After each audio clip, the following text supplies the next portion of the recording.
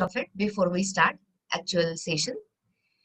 We are going to revise the important feature of yesterday, which is runtime polymorphism.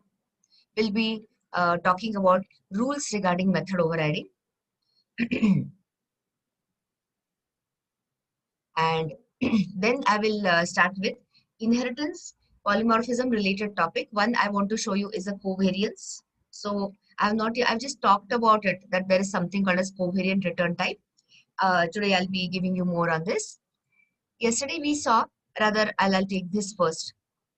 In the lab session itself, I had discussed about toString, but I will talk about toString in better detail. I'll show you again.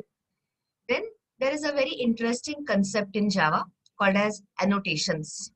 So there is a very important or valuable annotation called as @override. So what is annotation? Why we require annotations? Everything I'll explain. Then we are going to continue to abstraction. So first I will start with abstract classes in Java, and then we are going to go to complete abstraction in form of interfaces later. But before I can take you to interfaces, I have to explain two keywords. One is a final keyword in Java and one is a static keyword. So this is and then we are going to spend rest of the time in interfaces. This is the plan of today. So let us start with the revision. Before I start with the revision, can you please tell me, has anyone completed yesterday's assignment? Yes, ma'am. Yes, ma'am. Okay, there I can see a lot of you have completed it. Very good, which is very excellent. So I'll just quickly ask you, after revising, I'll just ask you how you have done a particular thing, and then we'll continue to today's topics. So let's talk about runtime polymorphism as a revision. So, polymorphism means multiple forms of the multiple changing forms of the behavior is nothing but polymorphism. So, which are the two types? So, let's have a complete revision. What are the two types of polymorphism? Everyone knows this. One is the static form, which is also called as early binding, or which is also referred to as compile time polymorphism.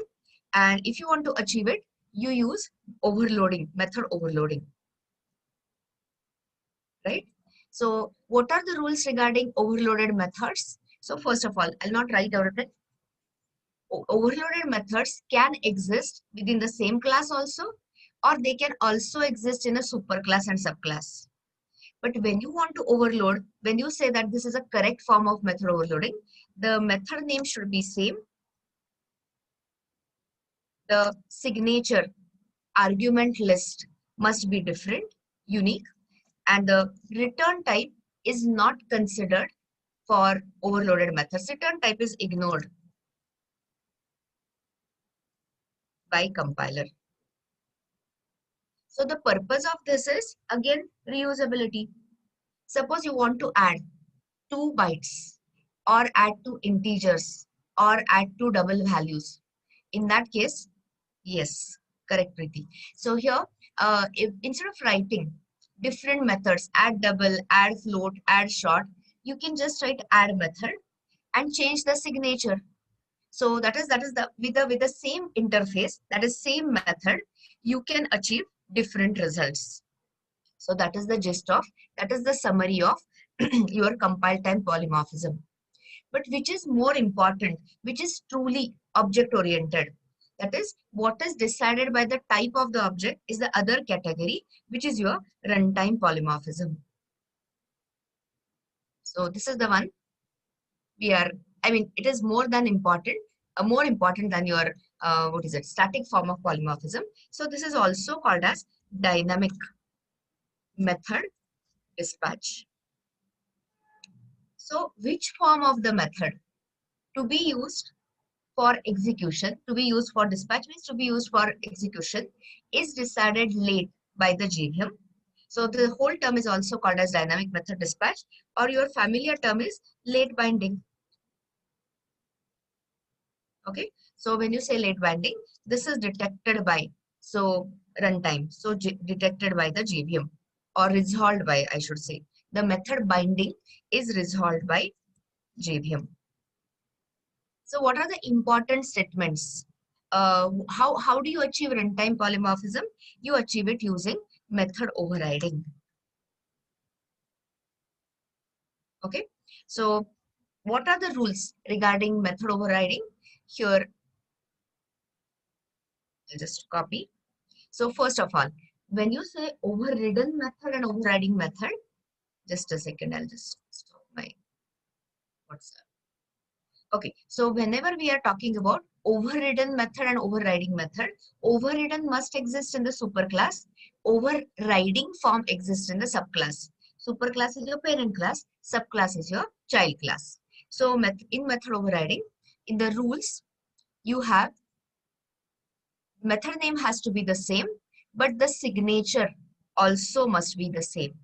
Okay, so same method name, same signature, and return type must be same as super type method, superclass method, or it can be a subtype of the overridden method. So this is nothing but referred to as covariant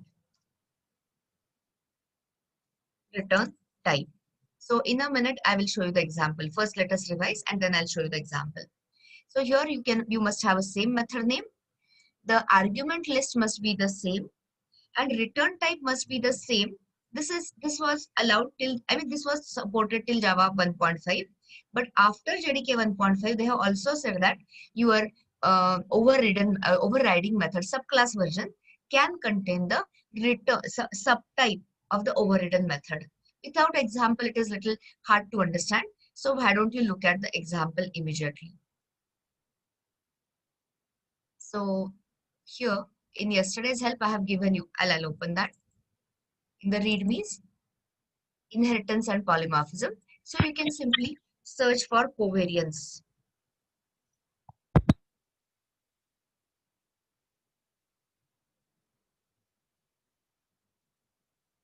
Sorry, I'm looking for, my spelling mistake.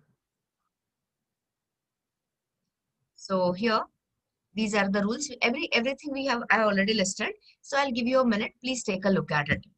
And in the lab session, I'm going to discuss some ready-made code samples, which will further clarify the concept. So take a look at this superclass. Have a look at it. So which is the method we have in the superclass? The method name is getInstance, some method. And what is it returning?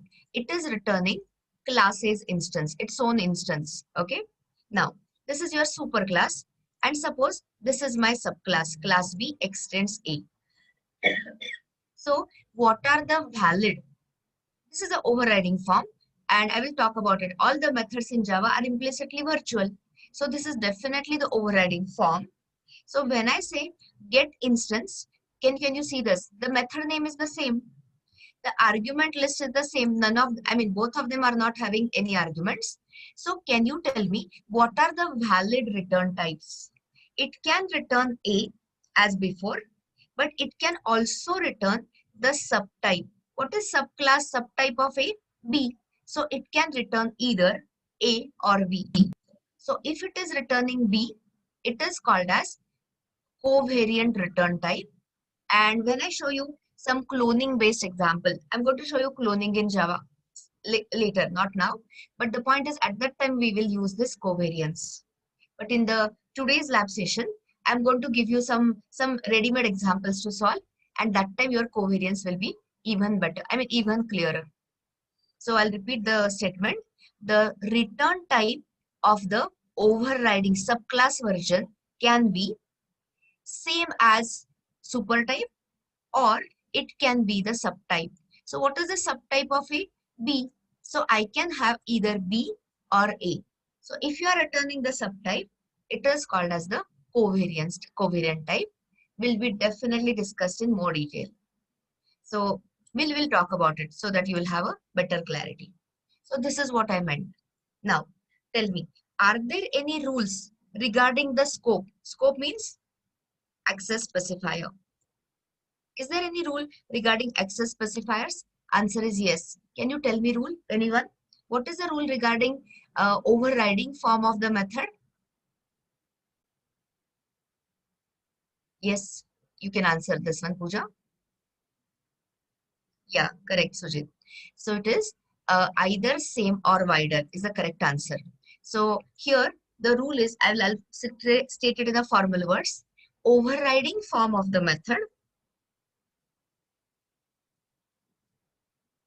cannot narrow down cannot restrict, cannot narrow down the scope. Means what? The scope of a subclass method has to be same as superclass type, or it can be wider, same or wider. And of course, there are certain rules regarding unchecked, checked, exception handling. But let us enter exception handling and then we will list them. So we will add one more rule. So these were the rules regarding overriding, method overriding. This is what you have seen yesterday. Some of the things we will see. Then if you remember, I had talked about, I'm just revising a two-string method.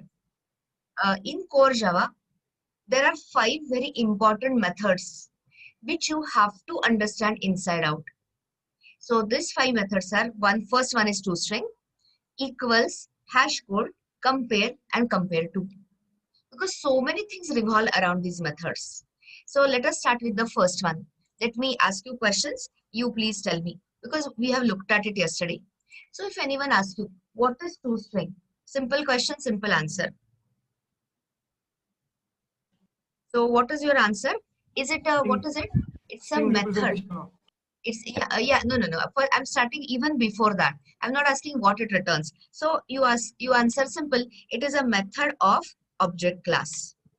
Everyone knows java.lang.object is the superclass of all the Java classes. So it is a method of a Java object class. Then you tell the declaration. So what is the declaration? Public string toString. Okay. So then you supply. So what will your object classes toString method returns? So loose description is returns the string representation of object. So, but that doesn't mean anything. That doesn't clarify anything. So I'll write this. Returns string representation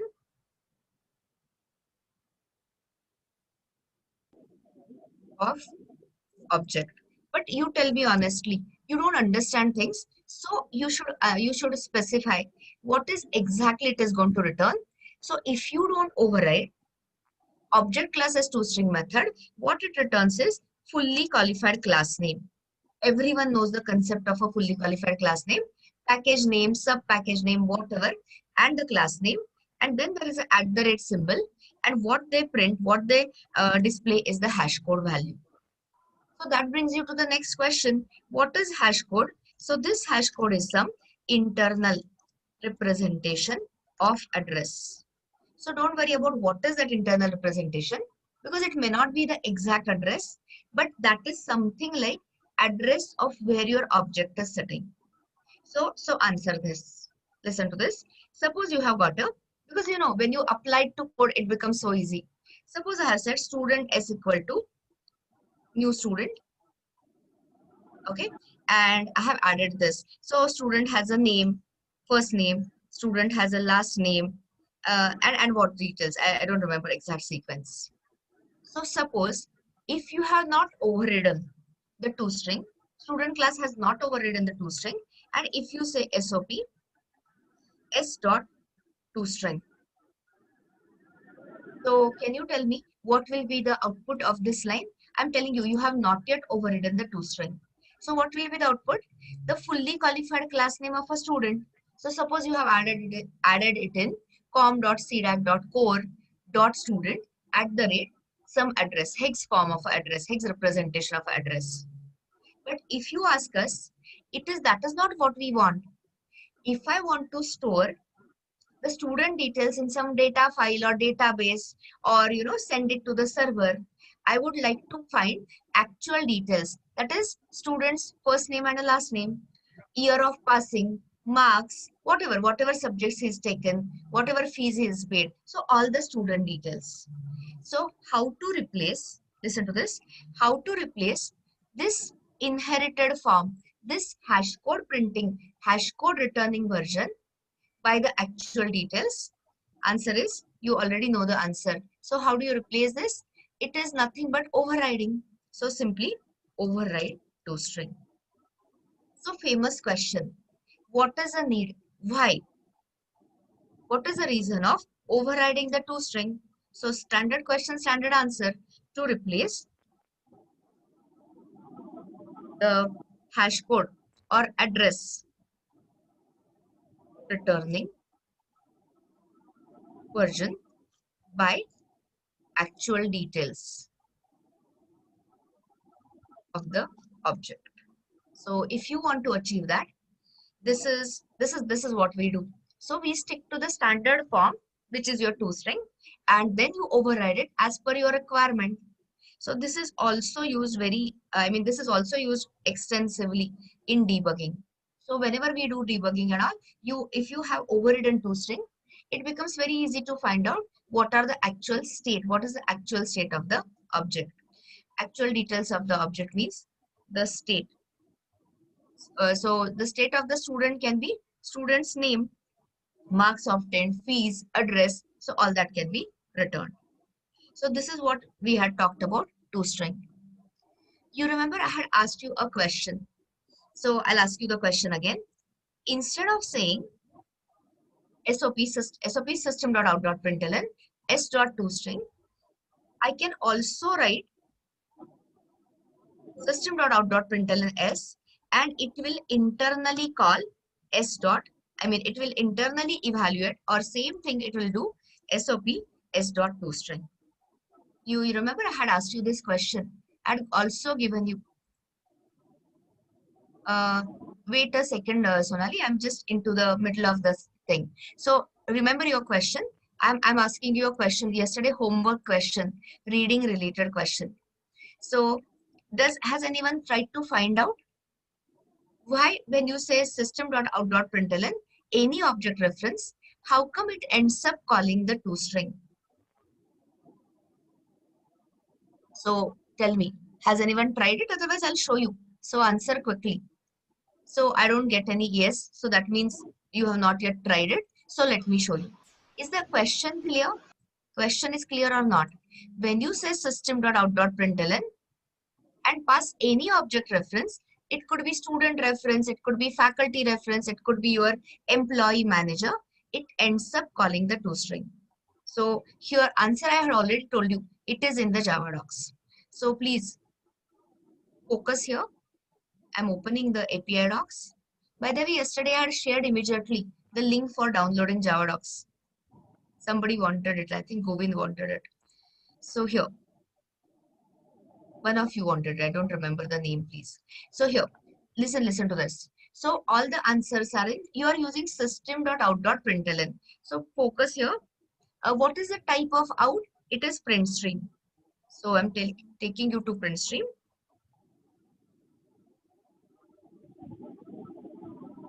Okay, so this is your print stream class.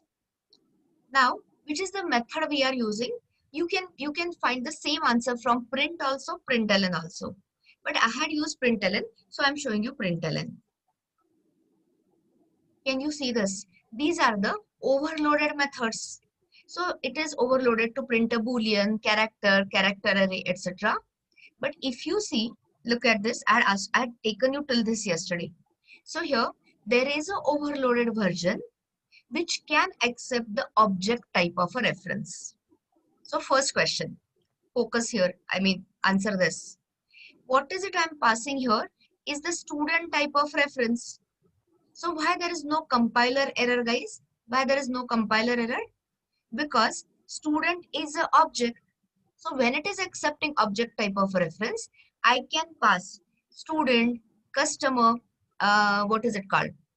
Anything, faculty, any type, because the universal superclass of all Java classes is object. So I think first statement is clear.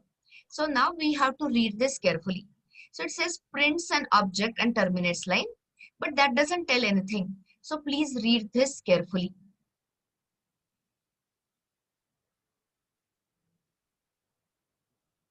We have given you the answer. So this method internally calls another method. So which is the other method it is calling? It is calling string classes value of function. You'll say where you have shown a string. Of course, I agree. I have not yet discussed strings. But when Java docs tell you, at least you can go to string class and look for value of method and which type object. So let's go there. So here I'm saying Control F, string. So here I'm clicking on the string, which will take you to string class. Look for value of. They have given you all the answers. And in value of, not copy value of, just value of method.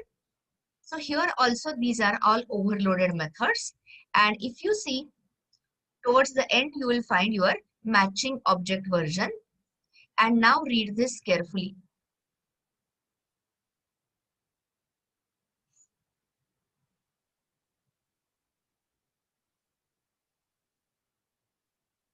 Are you understanding? They are telling you the whole answer. If you supply the argument as null, are we passing null? No. But if you pass null, it will print null. It will not give you any null pointer exception. Otherwise, they are given you, what is it is going to do is, it is internally going to call the toString. So this is what I expected from you to look at it. So I'll quickly recap. When you say now you are going to look at it directly in the lab session or whenever you are in the mood of revision, please follow it through the Java docs. So here, which classes you are going to trace? You are going to open the print stream. Print stream has one of the methods println. I mean, it has got overloaded methods. One of the form is object O. So this object O, I mean, when you use this, it is internally calling string classes static method value of and passing O. And this internally calls O dot toString. So this is the explanation you can confidently give any interviewer whenever they ask you, if they ask you, how come system.out.println s expands to or internally calls toString? That is the way API is designed. Okay, this was one of the yesterday's asked questions. So now let us enter a new topic, which I want to show you as annotations. So first read about it and then we'll use it immediately. Let me see if there is a, so if there is any, I was thinking whether there are any questions. So please, in the same readme inheritance polymorphism, you can simply search for @override. So I'll ask you to read this and then of course I'm going to explain. So please read this.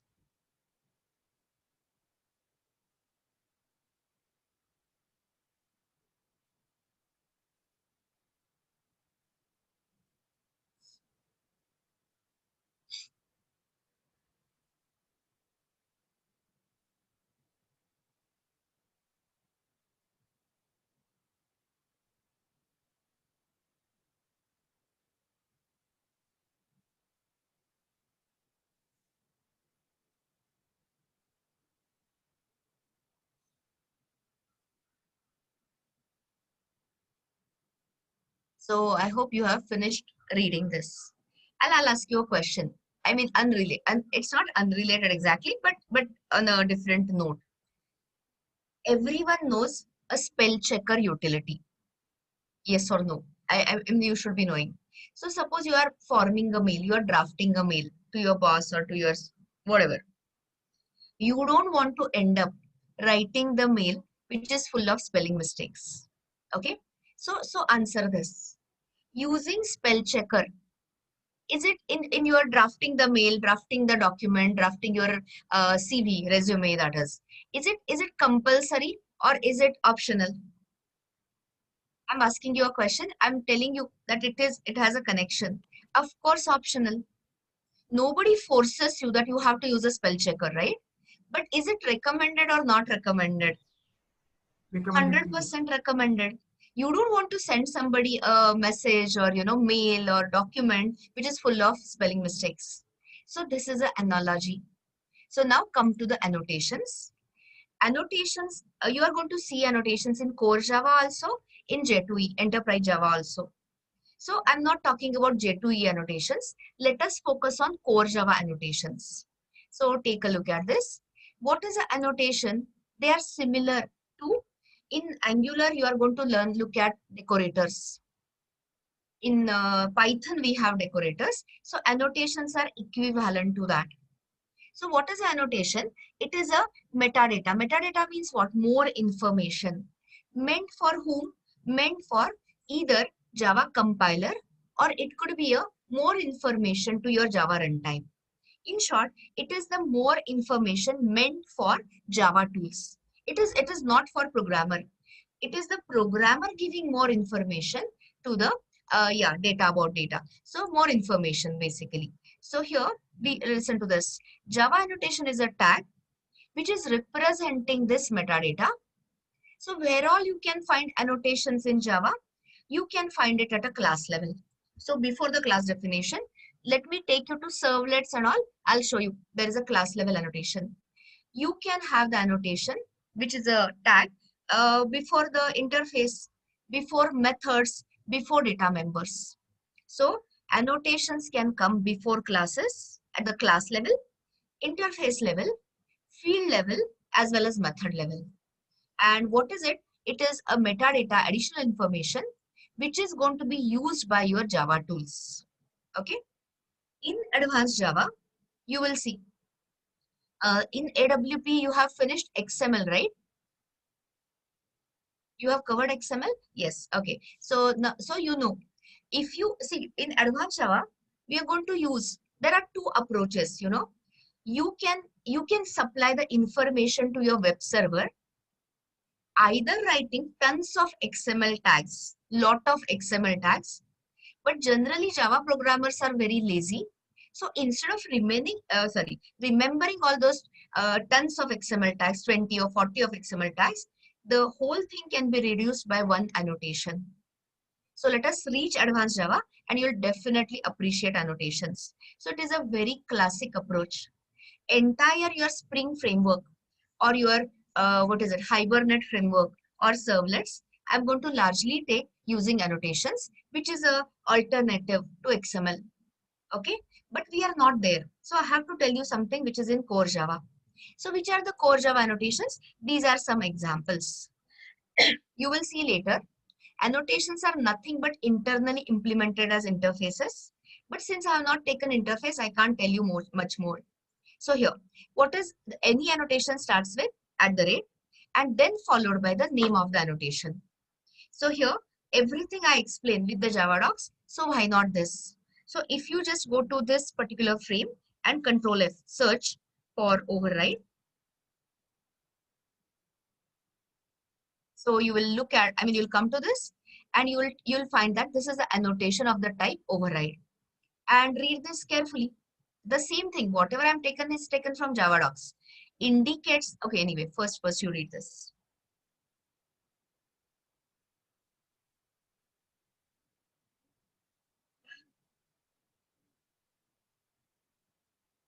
So what does this @override annotation? Look at this.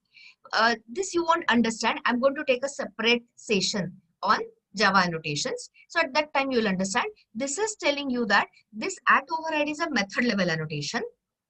This is something called as retention policy. Don't ask me questions on this because we are going to spend time little later. This is little early for you. So why I'm showing you? To give you some background information. When the retention policy says source, it means it is a compile time annotation. When the .java source is compiled into .class files, this annotation information is removed because JVM doesn't need this. But in advanced Java, you are going to see runtime annotations also.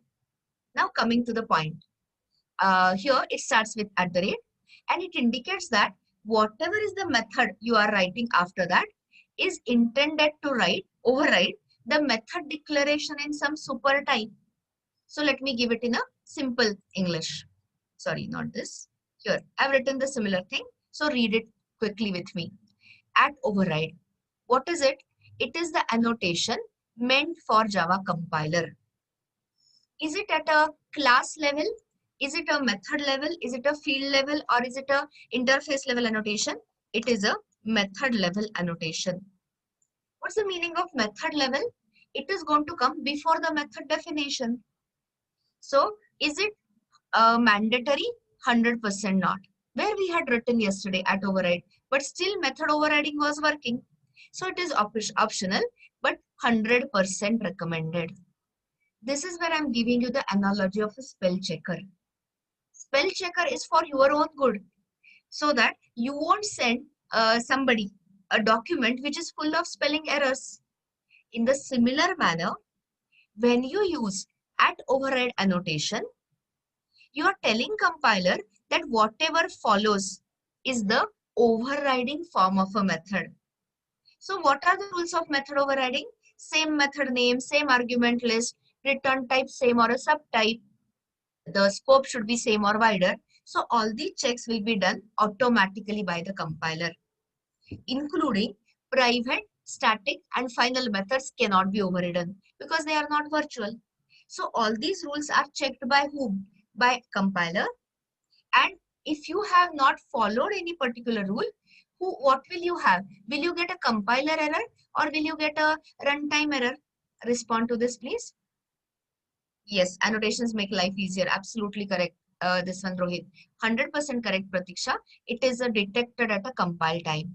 Okay. So what we say is, okay, let me ask you a question. Solving compiler errors is easier or solving runtime errors is easier? C for compiler time, R for runtime. Compile time errors. So that is the only purpose. If you have messed up, if you have made some error in overriding, and you don't detect it at all because you have not added annotation, it will definitely trouble you in runtime. So to catch the errors early, we add override annotation. So read this. While overriding the method, if you want to inform the compiler that following is the overriding form of the method, you write at override annotation, then method declaration followed by method definition. So this is what is going to be used throughout. So let me show you in practice immediately. I am showing you the at override annotation. So I'm going to create day 5. You will be creating in the lab session, day 5 lab. So let's have this. Everyone is now, I hope, comfortably using ID. See, all the shortcuts you won't know in a single day, but at least everyone has, I hope, moved on with the ID, moved to ID rather. So day 5, I'm creating a class here just to test this. So what I'll do is, I don't want to waste time. So I'll just copy. Yeah, I'll copy this. And here, like you had, or why don't I do, I'll remove this. I don't want to copy this. That is your assignment. So you will go ahead with this. I'll copy my fruits hierarchy.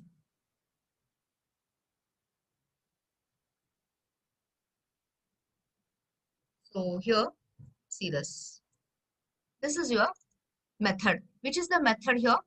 Public void test. So answer quickly. What will happen when I add at override annotation at this line number 11? When I say what will happen, compiler error or no error? No error. Check this. I'm in the fruit class. No error. I'm going to say at override here. Compiler error or no error? Of course, compiler error. Come on.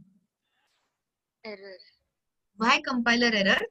Tell me why you did not give me a correct answer. So you have to tell me why there is a compiler error, guys. Because when you say at override, you are telling compiler that this is sorry, this is an overriding form, but which is a superclass of fruit object. Do you seriously think that in object class there is a test method? No. So this is a wrong place. You are not overriding. This is your original form. Okay. So take a look at compiler error. It says the method test of type fruit must override or implement. Forget implementation. So this is not where you'll add. I hope you are clear. Where will I add it? In the subclasses where I'm actually overriding the method. So let me open your fruits classes. So since this is my overriding form, here I can add. Okay. So this is where at override annotation is correctly placed. Observe immediately. Tell me why there is a compiler error. Yes, should be in a subclass, Priyanka, correct. Shubham, correct. Yeah, tell me why there is a compiler error. Reduced. Because what is the Access rule specifier. regarding this? The rule regarding the overriding form is the access specifier cannot be restricted, not signature. Signature is wrong. No, no, no, you are off track. Here, what was the super type access specifier? Public. So it has to be kept as the same type or wider. So I have narrowed it to default. That is why it is cribbing. So the point I'm trying to make is at override is a very, like somebody said, Rohit, I guess, makes your life easier by picking up, by catching the errors early during compilation. So we will have this. If I add here at override, now I hope everyone understands. This is again going to be compiler error because jam is the additional functionality. It has not inherited any such functionality from the fruit class. So I hope people are clear where to add at override. Anytime you are overriding a functionality from the superclass. So my suggestion is anytime you are overriding, including your toString and all, please use this. So here I'm adding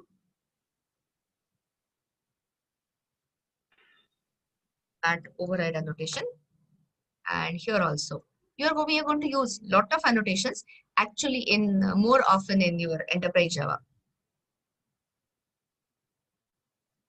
Okay, so it doesn't what you say, it doesn't affect the runtime. It doesn't affect any runtime performance or anything. It is only a clue, like a spell checker. I gave you an analogy to help you out in case you make mistakes. Okay, so that was regarding at override annotation. Is that the only annotation? Of course not. You are going to look at different annotations even in core Java. So whenever we require, we'll talk about it. Okay. So this is what I wanted to. Yesterday I could not cover it because of the time. So now let us start with the today's first main topic, abstraction. So I'll just give the what do you say, summary of it, or rather the use case of it. That is why I brought in this. So take a look at this hierarchy. In this hierarchy, please answer what will happen if I remove this common functionality test, if I delete, if I comment this common functionality fruit, what will happen? I'm looking at your answers. It will, yes. So it will give you a compiler error. Will you get a compiler error here? No. But now you are telling in subclasses you are overriding. So you'll start getting compiler error. So I'll say, so what? I'll remove that at override annotation. Anyway, it is for my good. I don't want any good. For example, I'm just, talking in this. But if you see, I'll copy the tester. Not the whole thing. Because I don't want to write the same code as yesterday. So just give me a second. I'll keep this only. Okay. Yeah. So if I remove, listen to this.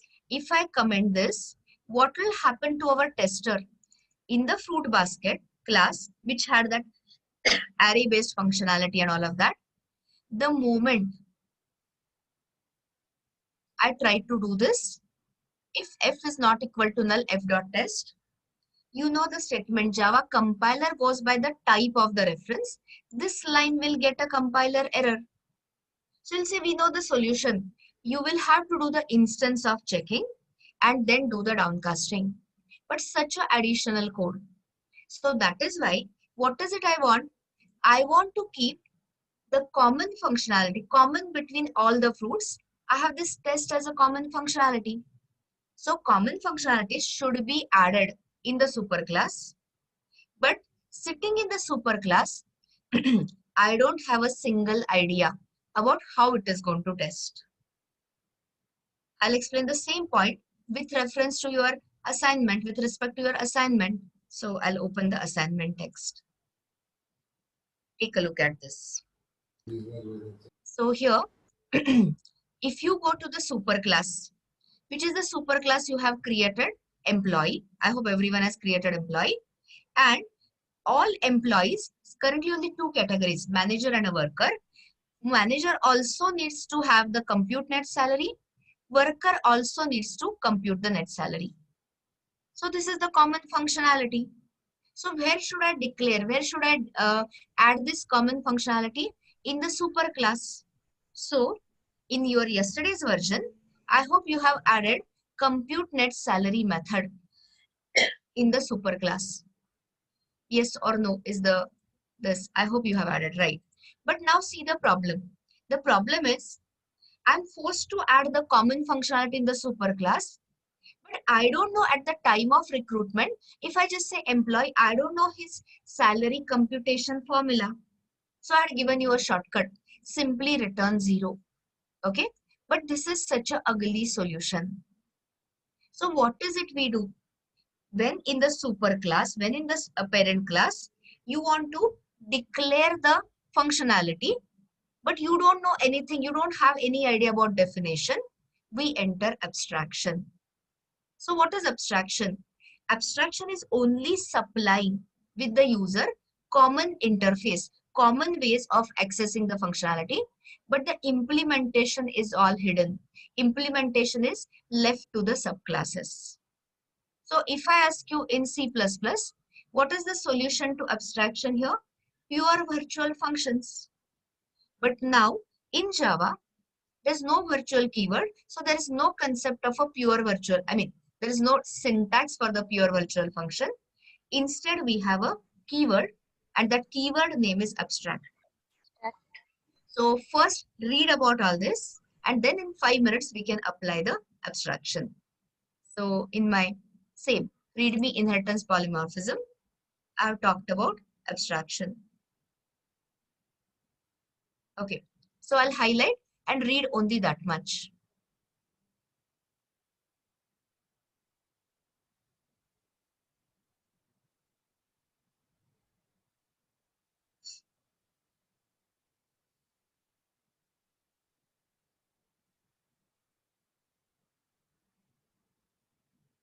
Okay, so abstract is a keyword in Java. Where all this abstract keyword can come? It can come at the method level. It can also come at the class level. Are there any abstract data members? Answer is no. There is only concept of abstract method, abstract class. So what is an abstract method? Abstract method means method only with a declaration without any concrete definition. So here, see the example, your own assignment example. In employee class today, you will apply abstraction. Okay. So what you will do is, this is a method access specifier.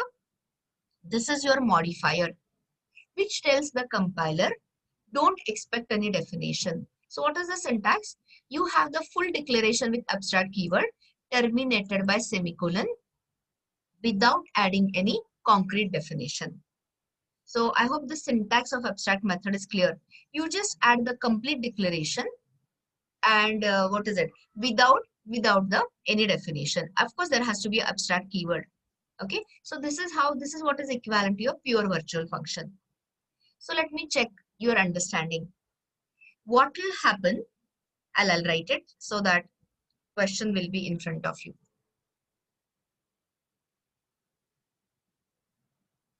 Okay, so what will happen if you declare in the employee class private abstract double calculate net salary?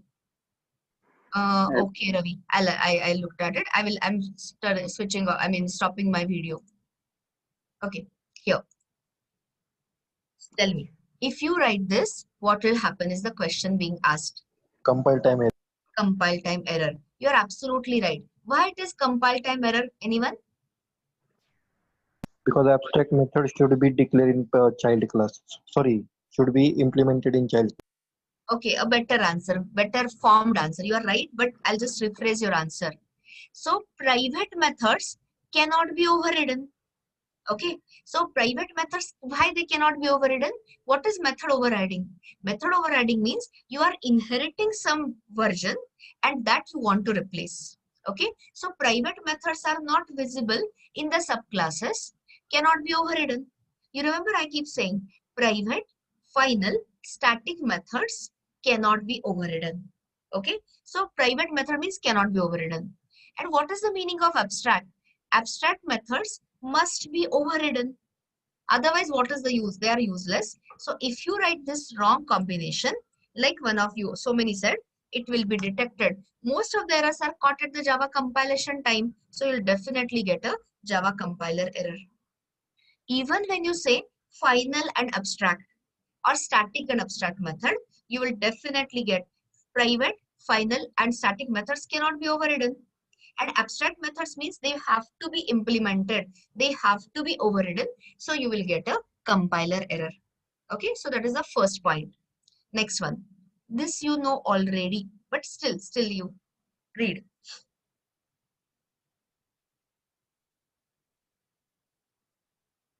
What is the rule? See, all this I told you, Java is simpler. So it adds so many rules at the compile time so that you don't suffer in runtime. Okay, so anytime, even when you declare a single or multiple abstract methods in the class, we'll come to this, Preeti. I'm not yet finished. So hold on to your questions. Wait. So here, if you write a one or multiple abstract methods in a class has to be declared as abstract class. Otherwise, you get a compile time error. So why don't you do it parallelly? Why don't we understand it parallelly? So what is it I'm going to do is, I'm going to make test method. I don't know how to implement. So we are going to start with abstract method. So what is the syntax of abstract method? You just add a keyword. It can be of any scope but cannot be private. Okay, but I want to access it across the package, so I made it public. So here I will add a keyword abstract, and here then it cannot have the method definition. So I'm removing it, terminating it by semicolon. Everyone is clear? So this is your abstract method declaration. So abstract methods means declaration only. Definition, concrete definition left to subclasses. So now you can see, I'll take the cursor on this and you will be able to read the compiler error.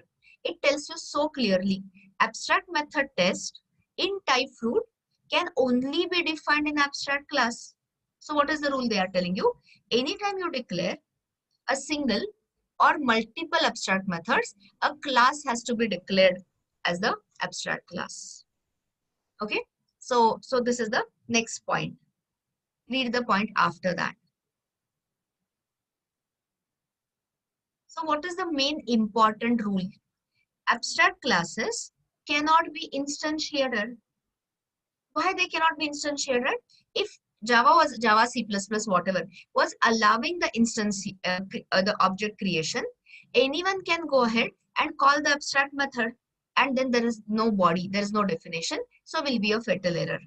So abstract classes cannot be instantiated.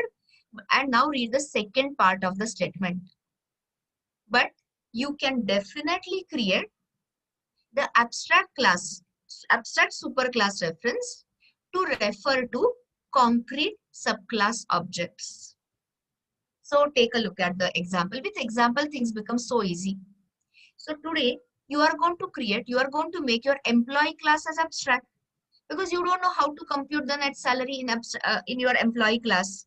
So if I write this, if you write this, this is illegal. Illegal means what? Compiler error. So please tell me, what is illegal? Is it LHS illegal? RHS illegal? Both or neither? Which is having, what is your, what is it called? Compiler cribbing? Of course, RHS. So here, the problem is with the LHS. I'm so sorry, RHS, I made my mistake. Okay. But if you say, what is happening here? Abstract superclass reference can directly refer to concrete subclass instance. This is legal provided manager class is concrete. So if you want to make the manager class concrete, all the abstract functionality which you have declared in the superclass must be implemented. So then it will be legal. This is what I meant. So abstract classes cannot be instantiated, but you can definitely create the abstract class reference to refer to subclass instance, concrete subclass instance. So why don't you apply? So this is what we have written. Now, if you write in a tester, for example, I'm opening our fruit basket. So here, just observe this. I'm adding it because I don't want to waste time otherwise. So if I say fruit, F equal to new fruit, something. I hope everyone understands. It is going to give you the compiler error, and read the compiler error message. Cannot instantiate the type fruit because fruit is what? Fruit is abstract. But if I say instead new apple, and suppose I give the name of the apple, compiler does not have the issue. So what is it we are doing? Abstract superclass reference referring to concrete subclass instance. This is completely legal. This is what you have already seen also. Very similar things in C++. But now see the beauty. Tell me, what is it we have done here? Of course, it is creating an array. So what is the type of the array? Anyone? Yes. Concrete subclass Shubham means what? Anyone wants to answer him? Concrete is what? Non-abstract, where the abstraction, all the abstract methods are implemented. Opposite word of abstract is concrete, where all the implementations are done. Okay? So here. So what is the type of the array? Wrong, Shubham. Your answer is wrong. A type of the array is reference type. It is, answer is here. See this. This is the L value fruits type. But now tell me, are we creating fruit type of objects or are we creating fruit type of references? O for object, R for reference, only reference, array of references. So this continues to work. And if you choose, if you check our any of the cases, you can see this. Abstract superclass reference is referring to concrete. Concrete is equal to non-abstract, obviously. Concrete subclass instance. So the entire assignment which you're not going to resolve, you're just going to add abstraction. It is, you won't have to change a word in your tester. So the whole thing is based on abstract classes, abstract methods. Now read the further points. Read this. Next line. These are all the rules. All the rules you won't understand. Some of them you will understand in Enterprise Java. But please read this. Can abstract class have concrete? Concrete means non-abstract methods. 100% yes. Give me an example. In today's change modified employee class, which method will be abstract and which method will be concrete? Compute salary is the abstract Method, correct. And which will be the concrete method? ToString. You know how to return the ToString. You have already done that, public string ToString. So ToString method will be concrete method. And which method will be, or your getter, get basic and all that. You remember you must have added those. So those will be concrete methods, non-abstract. And abstract method will be compute salary. Okay, so it can have both. Next one. Generally, I ask it as a question and I get the answer as no and all. Let me ask you. You might have read the answer already. Let me ask you. That's a popular interview question. Should abstract classes contain a constructor? It's a Boolean question, yes or no. Anytime, can your abstract class contain a constructor? I've written this already. Answer is 100% yes. So people ask you, people try to confuse. Interview is all about, checking your concept, checking your clarity. So on one side, we say abstract classes cannot be instantiated. And on other side, I'm saying abstract classes sometimes must have a constructor. So what is it we are talking about? So take a look at actual example. Here, this is your abstract superclass. Can you see this? But here, it has got the private data member. So can you tell me, when are you going to use this abstract class constructor? No, you cannot, Kiran. Again, people, you are diverting. You stay focused on what I'm saying. So you will get your answers immediately. I'm asking you a question because you lose then my question and you are thinking about something else. All your queries will be solved. Don't worry. I said, who is going to use this? This is going to be used by for creation of your concrete subclass instances. Are you understanding? So what is the formal statement? How do you answer in interviews? So here, listen to this. Abstract classes must provide constructor or overloaded constructors to initialize its own private data members, or I'm giving you the use case to create subclass. Again, I'm using the same term, concrete subclass instances. So if you are confused in the words, take an example. In your I'm quoting your example from your employee class. In employee class, suppose you have got employee ID, department ID, whatever you have this, and all these you have declared as private. Now, manager extends from employee. So manager is an employee. So how are you going to initialize managers? A manager has an employee ID department. So manager extends employee. So to initialize employee ID, department ID, and all the details, you must supply a constructor in employee class. Check whatever I'm saying is clear or not. You're going to do this. You already have written this assignment. So not common. Okay, yeah, you can say common, right? So whatever are the, I've written already, must provide the constructor to initialize its own abstract classes, own private members. And where will this constructor be used? To create a subclass instance. That's why I asked you specifically.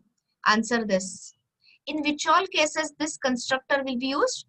For creating an apple or orange or cherry or banana, whatever fruits you create, for those instantiation, this is required. So if I open any of the class, here I cannot access the name of the fruit because it is private. So we are going to call SuperNM to invoke, private, to initialize private superclass data members. So without thinking, you should never answer. So I have given you the list of all typical questions asked. So here you must have an abstract class containing constructor to initialize its own private data members. Next such question. Can you declare a class which is both abstract and a final? You'll say where you have shown as final. I'll explain the final keyword in a minute. Final classes cannot be extended. Final class means it is defined in a full and final manner. So answer is no. Why? Because abstract classes are useless on their own. They have to be extended. They have to be, subclassed, and final stops the inheritance hierarchy. So if you write this example, public abstract final class A, all you will get is when I say no, it is a compiler error. So compiler itself will understand this is a wrong combination and stop you from, will throw you compiler error. What is strange and what is it you will understand? You don't have event adapter, but anyway, first read this. Can abstract classes be created with 100% concrete functionality? Means, can I write, listen to this. Can I write abstract class A, and can it have all methods which are non-abstract, which are concrete?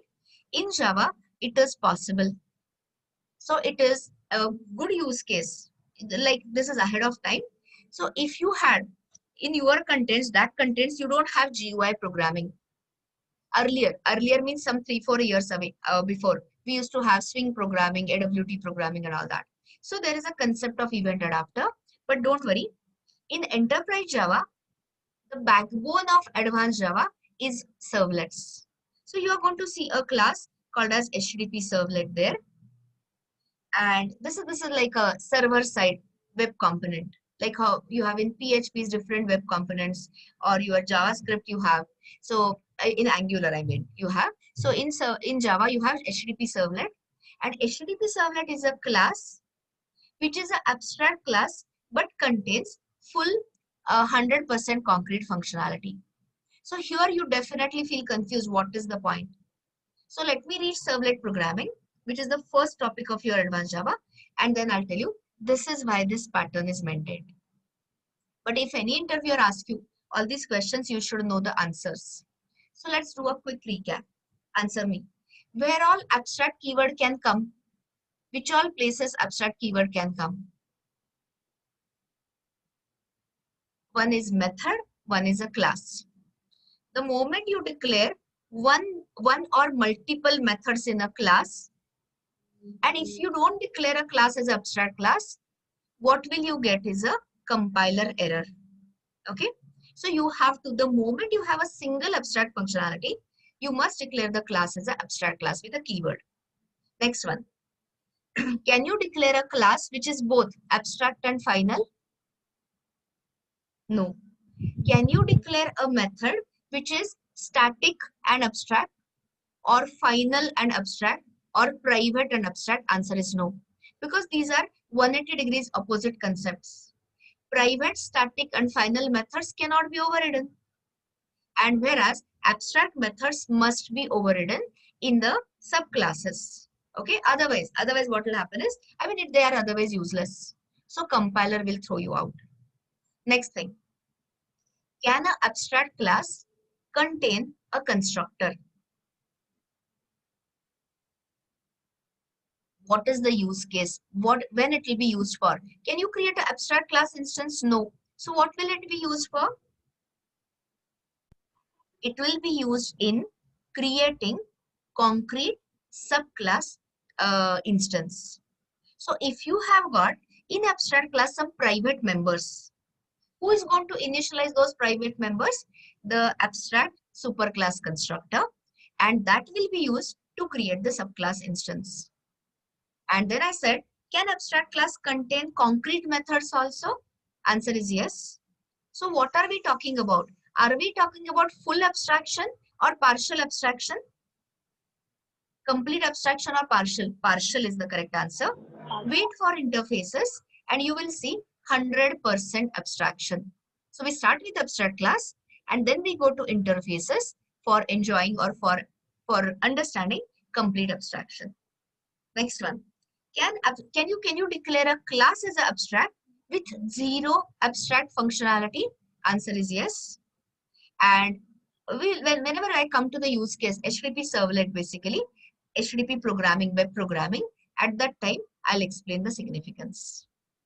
So this is what is the statements. I'm not explaining now HTTP servlet or this pattern. We will do it in our advanced Java. We will have to do it. What is the point and all? You will understand it completely. Now, let me take the related. Related means opposite keyword. So one you have seen is abstract. Now there is another keyword called as final. So what is final keyword in Java? Read all these use cases. I'll explain. You first read it.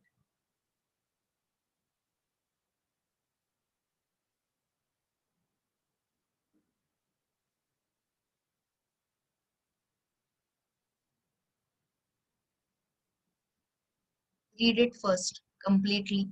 Then I'll talk to you.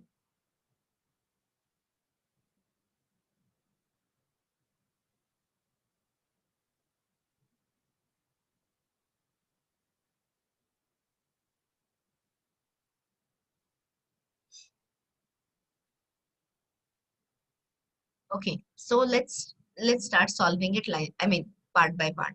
So where all final keyword can come? Final keyword can come with a primitive type. It can also come with a reference type. It can come with a method as well as a class. So you need to understand everything completely. So final essentially means a constant. So what is it? If I say, suppose final primitive type of a data member, it's a constant data member, constant type. In short, if you declare this public final in data, and then after that you try to do data plus plus, all you will get is a compiler error. So it is immutable kind of read only. So final data members are nothing but constants. Next one. How about final methods? I've been saying from last 2 days. Final, private, static and final methods are bound early. They cannot be overridden. Their entries do not appear in your V table. They are not virtual in short. So coming back to point, final methods means the methods which cannot be overridden. So here, if you declare, I'm just giving an example. Suppose in class A, if you declare a method with a final keyword, the definition must be there. And if you write a class B extends A and try to override this final method, you will get a compiler error. So my suggestion to all of you is, if anyone asks you a question like this, always give good examples. So before people can ask you, give me some examples of final methods. So in multi-threading, whenever I take you to multi-threading, I'm going to discuss this API. Object class you already know. So in object class, there are methods, wait, notify, and notify all. They are related to ITC, inter-thread communication. So all these methods are defined in their full and final form, means cannot be overridden. Next one. When you talk about final class, final classes cannot be subclassed. So for example, frequent, most often used class is string. When I take you to string handling tomorrow, you will see there are other two classes also, string buffer, string builder. So final classes cannot be extended. Second point is not clear. Final methods, you cannot override the final method. So here, I'll show you. So here, for example, see this. If I add, I'm just doing it for the for answering this. If I say public final void show, okay.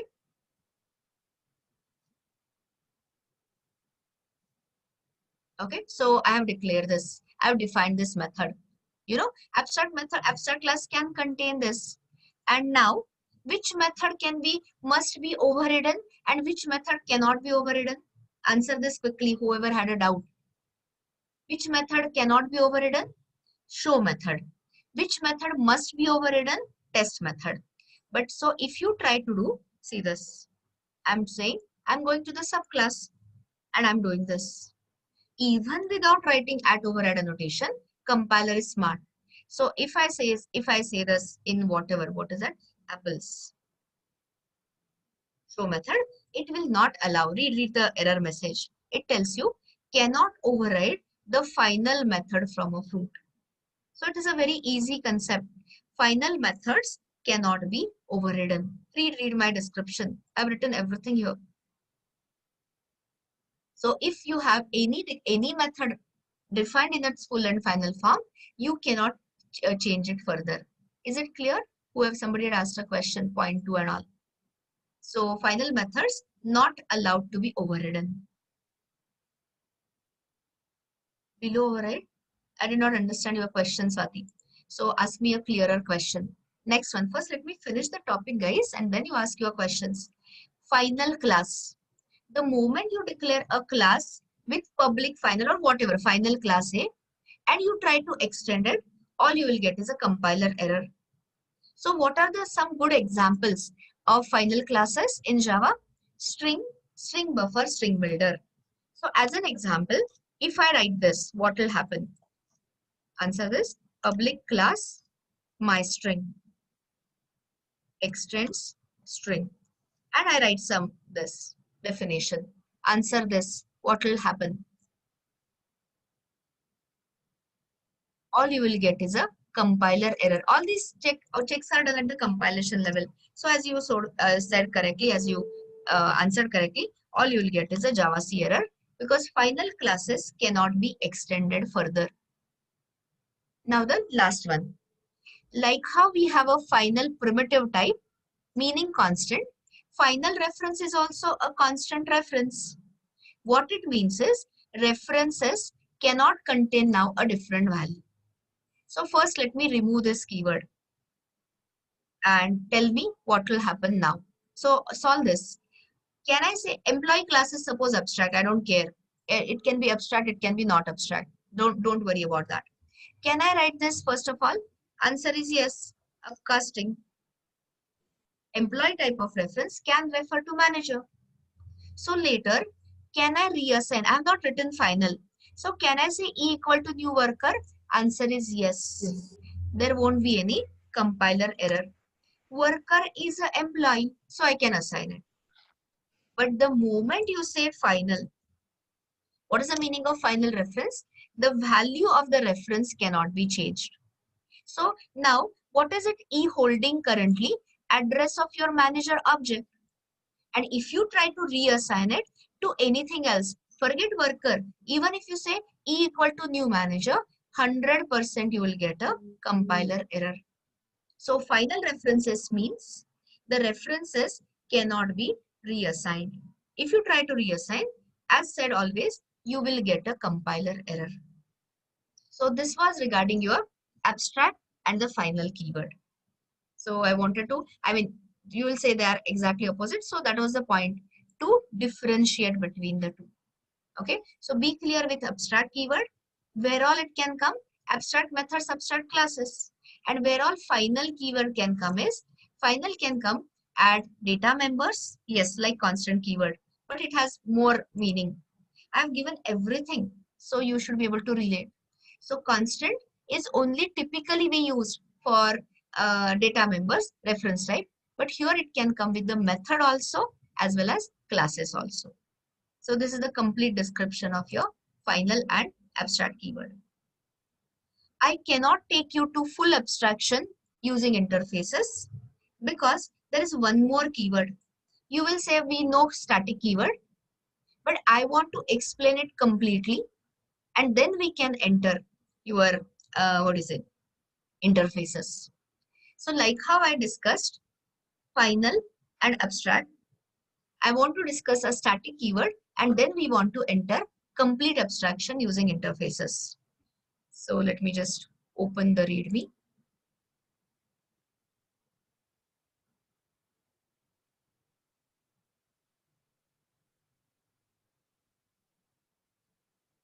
So if you see today's READMEs, there is, I'm just checking. Yeah, there is a complete README on static. So here again, read it in parts and then I'll explain the topic and then we are going to use it in the example also. So please read this much.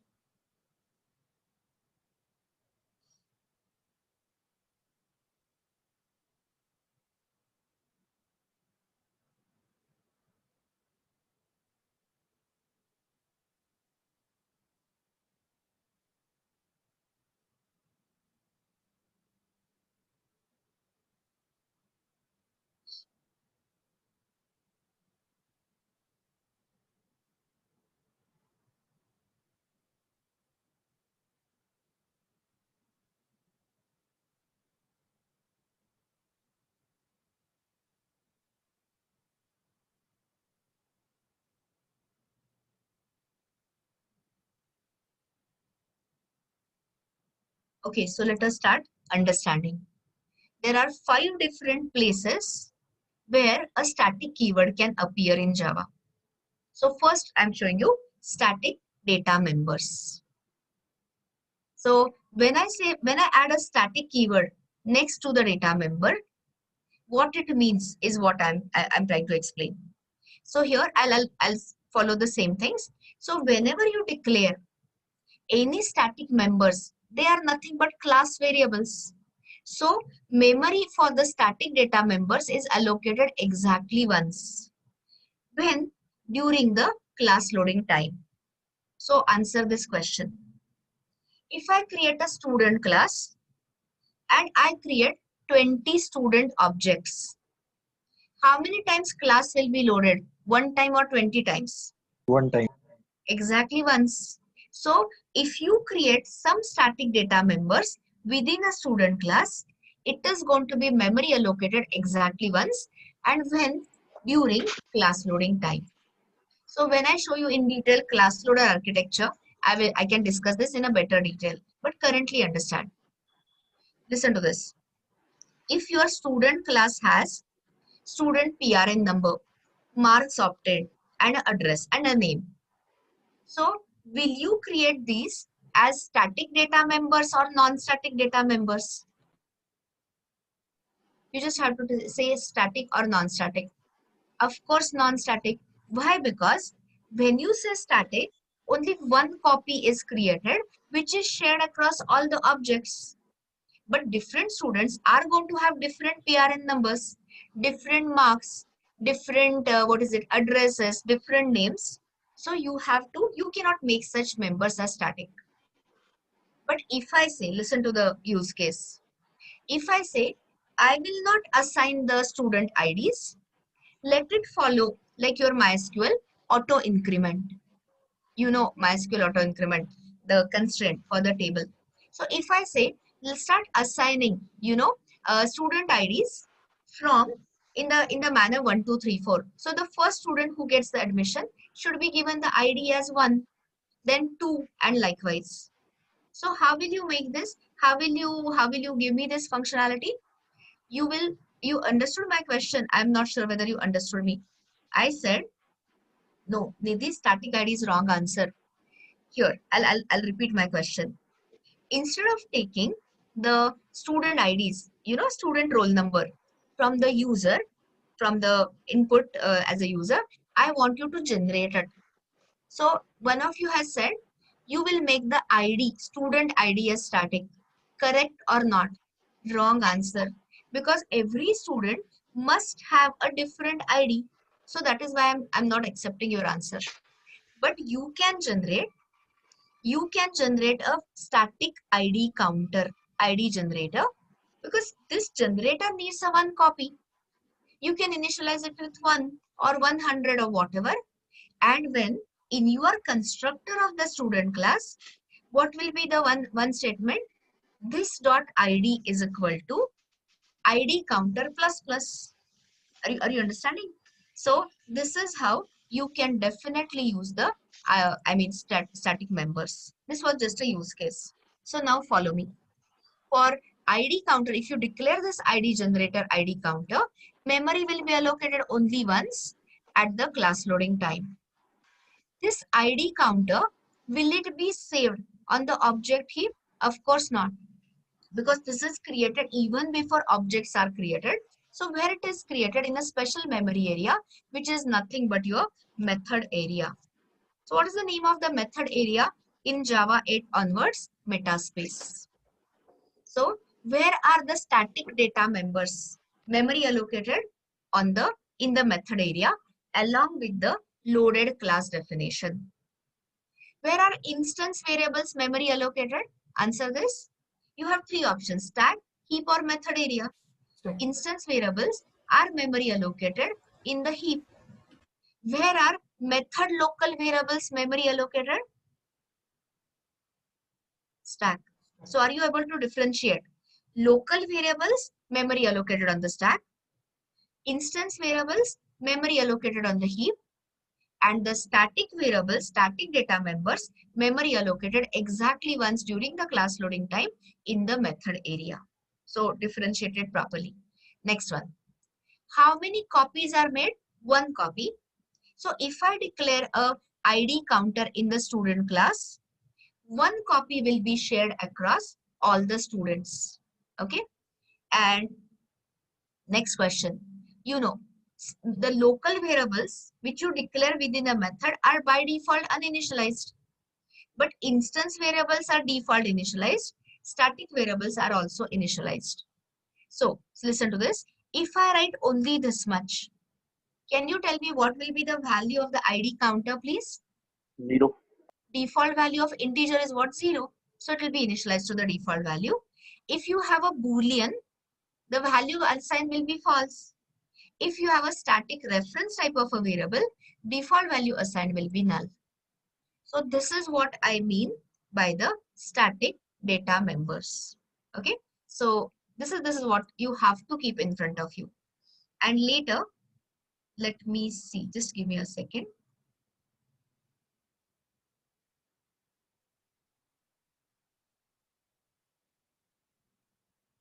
I'm going to share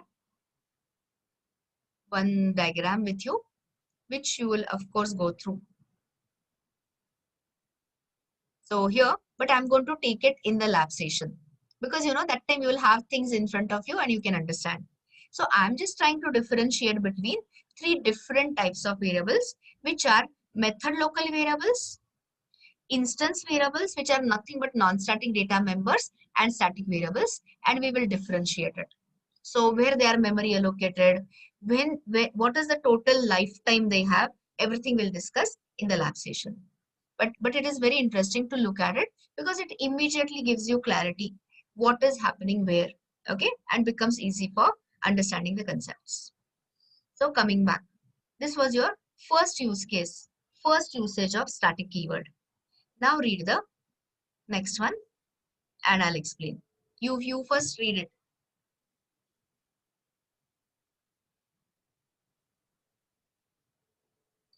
Sorry, interrupting your reading. I forgot to explain this. How do you refer to any static data member? Typically, you refer to it as class name dot member name. So for example, sorry, if you have a student class and it has an ID counter, how will you refer it outside that class? Student dot ID counter. So now please continue to reading this.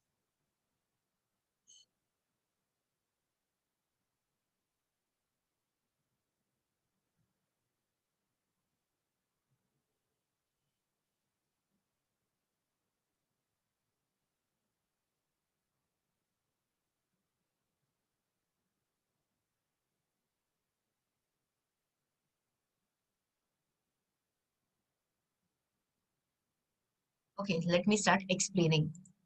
So start with the first thing. You know about static methods. Give me an example of a static method quickly. Yes, so we'll talk about it, Rohit, separately. Main, correct. Absolutely right. The first method we wrote in Java was public static void main. So can you tell me who is going to call this main method? Who calls this main method, guys? Answer the next question. JVM. So you remember during garbage collection overview, I had told you there are two threads. One is a main thread and one is a garbage collector thread. Absolutely correct. So which thread is going to call this? No, Priyanka, main is not daemon thread. Garbage collector is the, yeah, I think you meant that. So main thread is going to call your main method. So can you tell me, suppose you write a class test, yes, correct. Test, what is it called? Test student. So how will your main thread call this main method? Test student dot main. So how do you call your static methods? Class name dot method name. Okay. Now the next one. What is the point? The point is static methods can be invoked without creating the instance of the class. So JVM doesn't have to create the class instance. It will directly call it as class name dot main. Next rule. I mean, it's not a rule. It's of course you have to understand it. You tell me. If you call this or if you use super keyword from the static method, you will get a compiler error. Tell me why. That is what I meant by you cannot access. What is the meaning of this, guys? It is current object reference. What is the meaning of super? Super is the super class object reference. But if you think in static methods are not associated with any object. So how can you use? So you can use neither this nor super. Try it out. All you will get is a compiler error. Is the reason clear?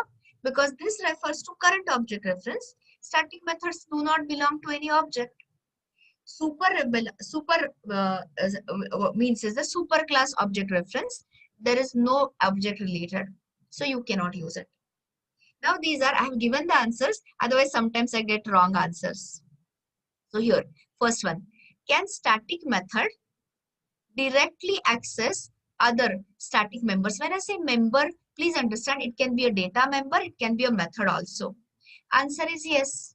Why? Because all the static members, methods, data members are loaded at the class loading time. Okay, so this is yes. But if you try to use a static method and you want to access it, it's, instead of thinking like this, think in a example. So you got a class A. You have got private int I, which is your instance variable. And I've said private static int j. Okay. And I write a static method there. So because it becomes interesting when you start solving what will happen. I'm writing something, guys. So hold on to your questions. First understand what I'm explaining. So if I say SOP I, if I say SOP G. So answer now. Now is the time to answer. You have a concrete question here. So what will happen is the question being asked. So there will be a compiler error, compile time error, exactly. So will you have a compiler error here? Yes, Java C error. Here, no error. This is what I meant. Why this happens? Because whenever you are calling, whenever the class A gets loaded in the method area is equal to metaspace, here static members are already loaded. I mean, they get loaded during the class loading time. So you can definitely access J. But if I want to access I, which is a non-static data member, I cannot access it directly. So tell me, what is it I'll have to create first? You have to create an object. I'll have to create an object. Perfect answer. So what is it I'll have to do is, I'll have to create here A1 equal to new A, provided there is a default constructor. And if I say, I'll have to say it as A1.I. Then there won't be any error. But that was not the point. The point was, can static members access non-static data members directly? Answer is no. This is what I meant. The opposite one. Opposite one is, can non-static methods, non-static means instance methods, can they access other static members directly? Directly means without instantiation? Yes. Why it is yes? Because when you create an instance, then instance methods become available. But before instantiation, what happens? Class loading. And during class loading, all the static members are loaded. So another example. So these are the two examples. Okay. So in test class, suppose you have got a method. So what is this test one? Is test one static method or non-static method? Non-static. Non-static. Test 2 is the static method. You understand me? So if I write this, what is it we are doing? Static method trying to call non-static method. So tell me, compiler error or no error?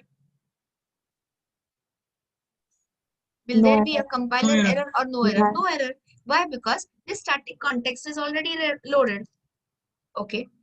Or means other question. So if you have a static method test2 and you are trying to call a non-static method, 100% you will get a Java compiler error. So like I explained with data members, same rule for method. You will have to first create an object of the test class, test t1 equal to new test, and then you can say t1.test1. So this is what I meant regarding static data members, one copy shared across all the objects, static methods which can be called directly without instantiation. So this is the explanation, or this is a revision of your static keyword for data members as well as methods. But so this is you already knew the concept. But there is something called as, this is new concept. This is not there in C++. So this is a Java concept. Static keyword can also come with import. So I'll stay quiet. You just look at this. You read this, then I'll explain.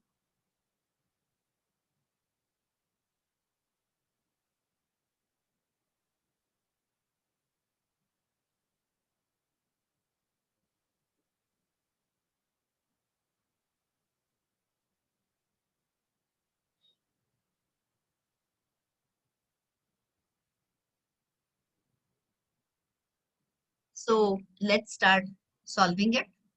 So where all static data members I told you, static methods I told you. But you know your normal import.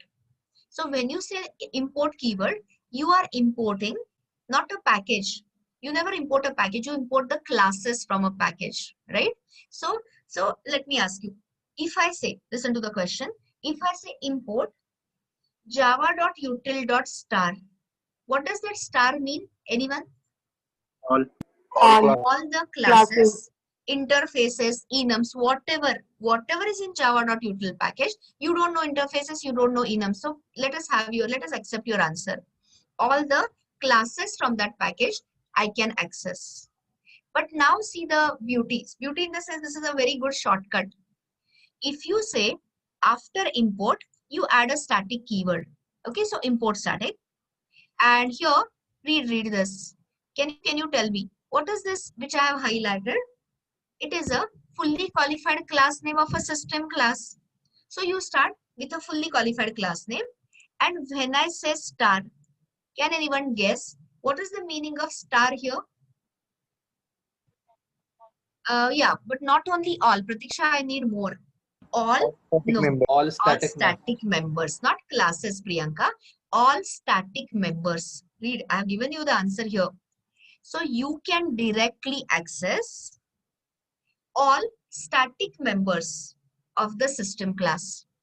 So think, if I don't write it here, how we were calling this method? System.out.println. Are you understanding? So every time I want to access a static member, I have to write class name dot member name. Java programmers, including myself, are extremely lazy. I want to type less and achieve more. So you should be also. So here, if the moment I say system.start, what it means is all static members of system class I can access directly without writing system.member name. So this is nothing but your system.out.println. So let me not solve the next one. Let me ask you something. Let me check whether you have understood me. You know your scanner. So if I want to do this, I'll have to first say import, not static, java.util.scanner. Okay. And if I say scanner sc equal to new scanner. So answer this, please. This statement you have seen literally 10,000 times already. So here, when I do this, will I get a compiler error or no error? I won't get a compiler error, but compiler is laughing at you. Compiler is saying that you have already told me that make available all static members. Why you are typing extra? So somebody already answered. I don't require this at all. I can access all the static members using, I can remove the class name. So this is nothing but your system.in. You remember there is a method system.gc to request the garbage collection. There is a method system.exit to terminate. You can't do this here. I am just giving you different example, guys. So here, so system.exit, but the moment I say import static, I don't have to write this. I can access all the static members from the specific class directly. Directly means without class name dot member name. So I hope the point has reached. Another example, everyone must have solved that assignment. You remember point 2D class, I was asking you to find the distance between 2 points using the distance formula. So there you had to use the math class, and math class has all the static functions, square root, power function and all. But I'm saying, why write more when you have shortcuts? So please tell me the meaning of this line. What is the meaning of it? You can directly access all static members of the math class without saying math.member name. So see the use case. Earlier, what we had to write is math.square root. Now you can drop off this math because you have already statically imported it. So you can directly call it as square root. We use this only for convenience. There's no meaning, there's no concept. Only thing is it is a convenience. So we will be using it throughout. So this is the meaning of your static import. Just a convenience so that programmer has to type less. Are all the examples clear, guys? You can access, yeah, when I say static member, I said multiple times, Shubham. It can be a data member, it can be a method member. So if you say, if you open your so-called math class, I'll open the math class. There is a what is it, constant. Let me open this. I'm still not finished. So after I finish, I will definitely give you a chance to ask questions. So here, this is your math class. I'm telling you more. So before that, don't ask questions. So there is a member. There's a data member here, static data member, pi. Of course, it is static and final. Final is what? Constant. So you know, constant value of a pi. So how will I access this data member without import static? How will you access? Answer here when I ask you a question. You will have to say math.py. Everyone gets it? So what is the way to avoid saying, I'm too lazy a programmer. I don't want to say math.py. I just want to write pi. So tell me, what will be the static import? What will be that syntax?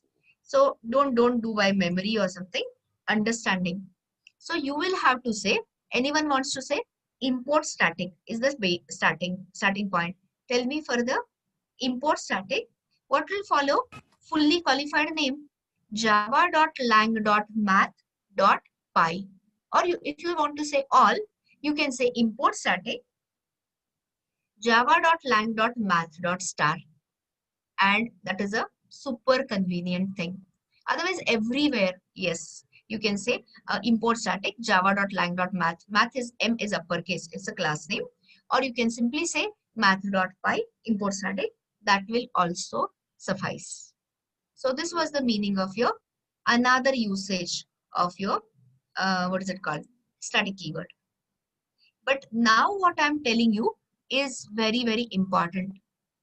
So read this carefully. Thus, even if you don't understand immediately static import, fine. But static initializer blocks are extremely important. So I'll stay quiet, you read, and then I'll explain.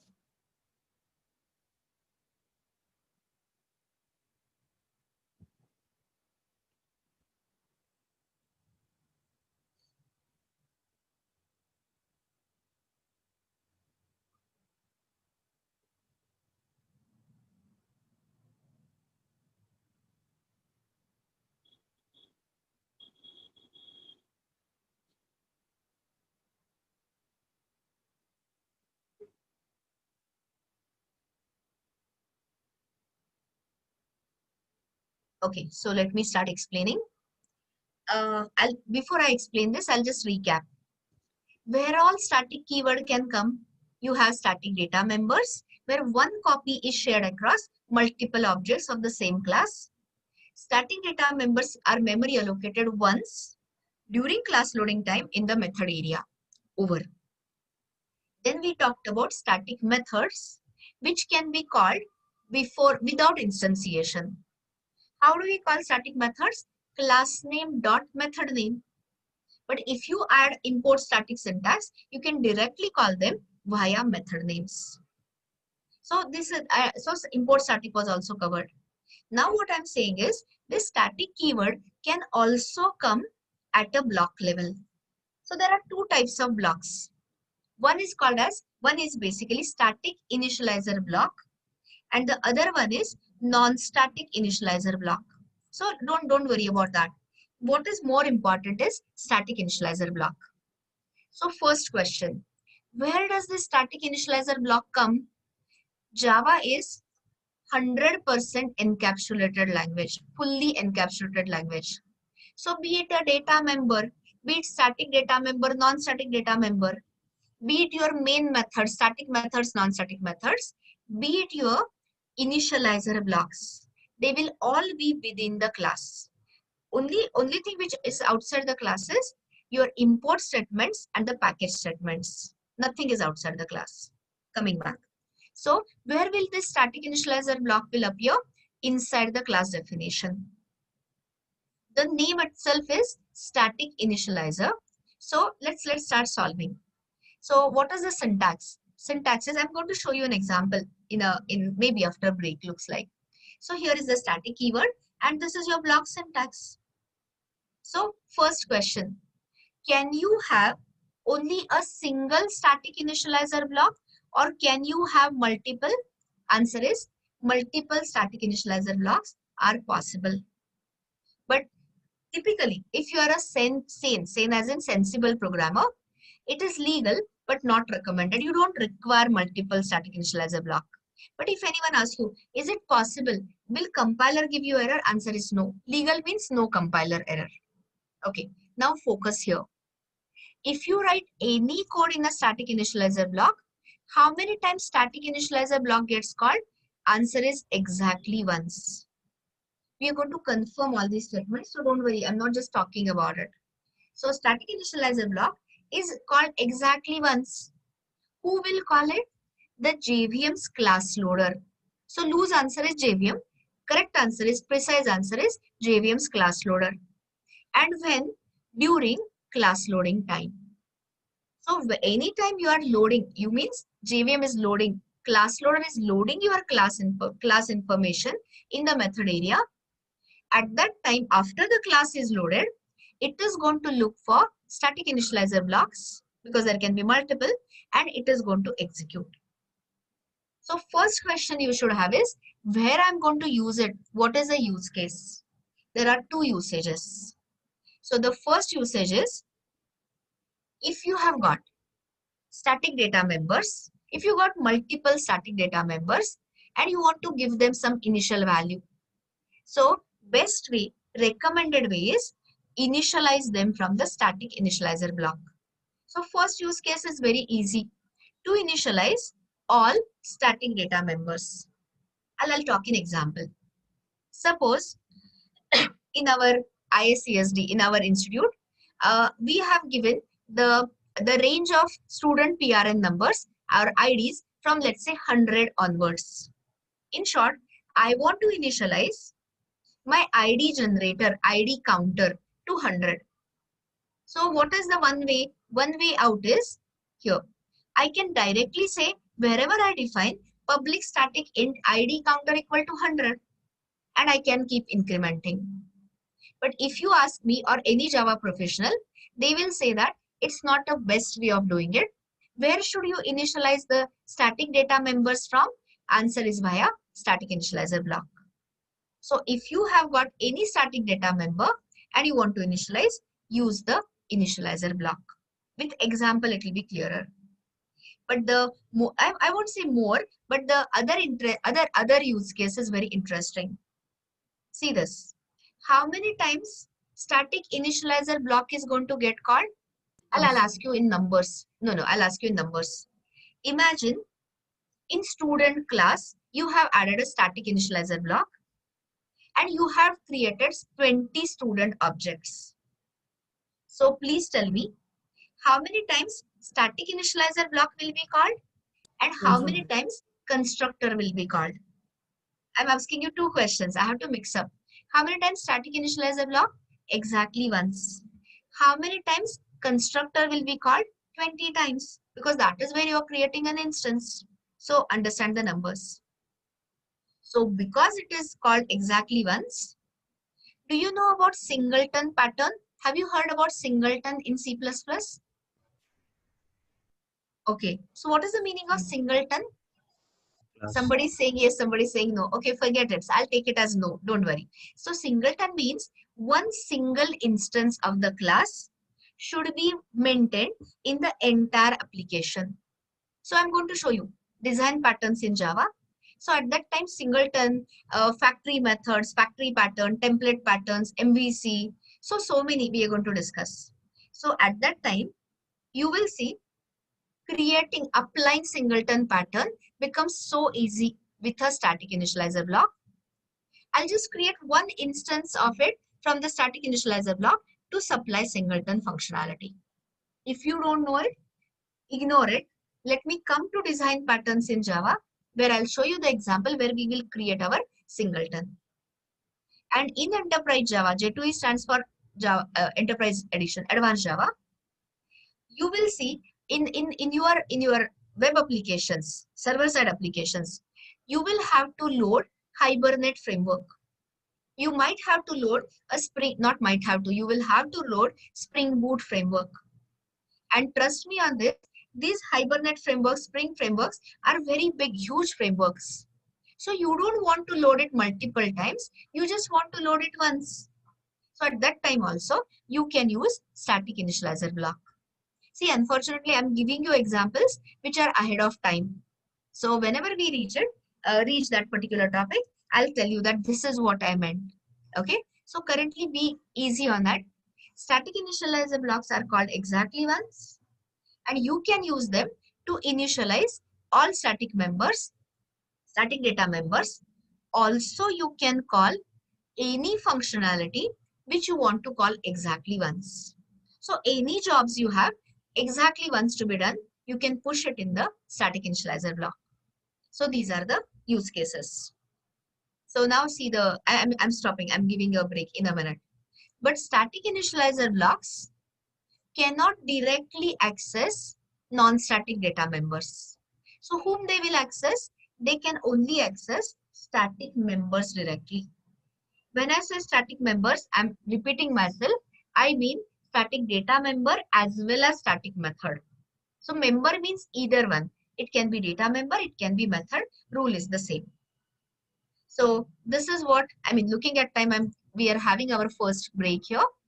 So after we come back, I'll discuss the opposite one, non-static initializer block, and then I'll show you some examples, and then we'll continue. 20 minutes break.